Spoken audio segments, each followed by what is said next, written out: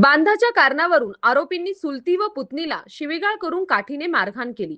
तसेच चुलतीचा विनयभंग करून मारण्याची धमकी देण्यात आली.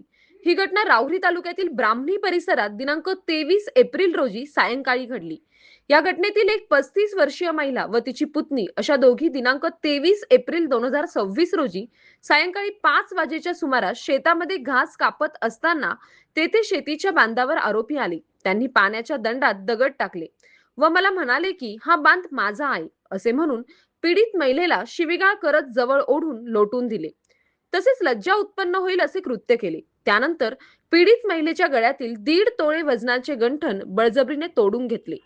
त्यानंतर काठीने मारहाण केली. तसेच तुम्हाला बांधापायी एकाला मारून टाकतो, तुम्ही जर पोलिसात तक्रार केली तर तुमच्यावर अॅट्रॉसिटीची अत्याचाराची केस करू अशी धमकी दिली.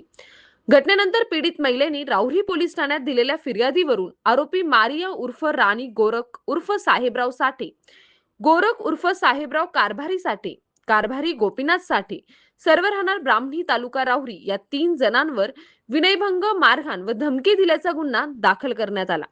पुढील तपास पोलीस निरीक्षक संजय ठेंगे यांच्या मार्गदर्शनाखाली हवालदार झिने हे करीत आहेत. सतीश फुलसौंदर सह राजेंद्र मसे, MS न्यूज 15 राहुरी. अशाच नवनवीन बातम्या पाहण्यासाठी चॅनलला सबस्क्राईब करा.